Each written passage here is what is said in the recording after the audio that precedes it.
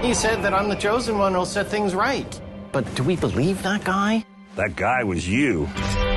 There's this machine. You can put everything right and make it the way it was. Did you even anticipate that you were coming back to these characters after Big Bang Theory finished? Didn't anticipate it, but dreamed about it, wished for it. Put it out there in the universe, maybe. I mean, I think because it was becoming very clear that reboots and spin-offs and such were very, very popular as the pandemic waned on. People wanted comfort food. So I had a feeling there would be some sort of return to Big Bang in some sense, but I didn't think it was going to be in an incredibly high concept science fiction show where we traverse universes. I figured it would just be a spin-off set in like a comic book store that only had 3 walls so the audience could be there. This was wildly unexpected.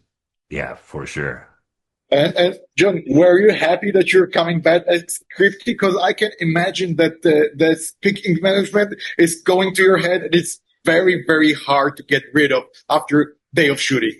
Well, that's exactly the thing. It's funny you mentioned that. It was not hard on the old show because I would only do I do 2 episodes a season, so I could shake it pretty easily. This time I was there every day, every week for 12 weeks doing the impediment. So now, yes, it was hard to get rid of it this time. We all had it by the end of the series. We all would say things in a cryptic voice. Yeah, everyone was, and it's really fun when you're working with Warren Wapkiss. To have the impediment all the time. That's challenging. What's the one that I say in the in the telepathy one. The telepathy episode where I repeat what you said. Yeah. Oh, you say something and you say it and then you say it and then you say it back. Yeah. But there's a few words that are extra fun to say with the impediment. For sure. Yeah.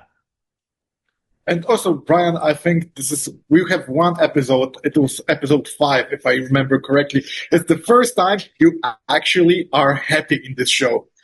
And, that wasn't for you.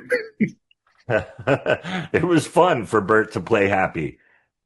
Yeah, Bert's a lot of this, a lot of one level. So it was nice to see Bert with a big smile on his face. How amazing is watching Bert cry happy tears? Is that not like the best thing you've ever seen? I want to make that my screensaver. It's so happy.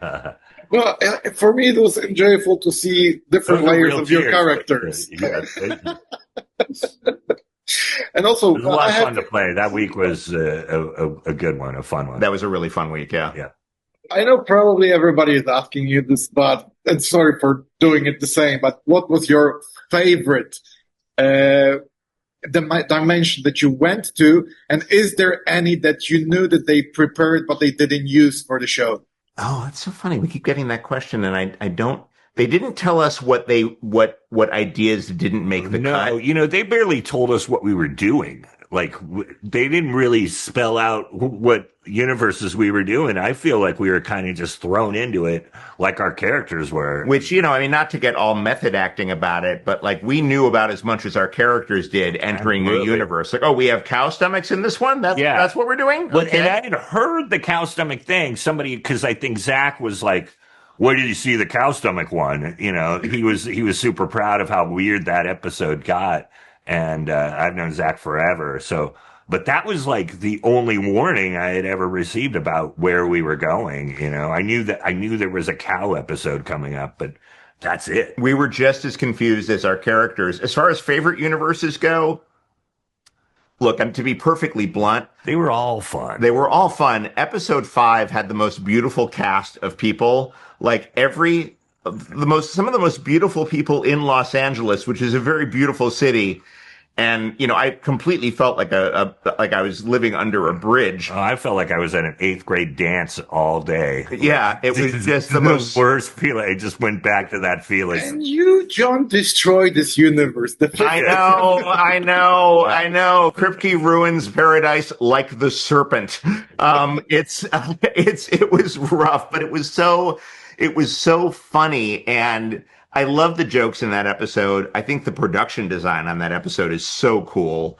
The music's cool. I would argue that on everyone. It's insane. Yeah. Or I guess I have to squeeze one more, and I'm very curious. Sure. How did you guys shoot it? Because those jumping through those dimensions, it's easy to watch for us, but probably very hurtful to actually shoot because you don't know which day, where you are, in which stadium your character is. So how do you shoot? There was a lot of that. These guys are a little sharper than I am. So a lot of times I was like, what are we doing? Why am I wearing the sweater again?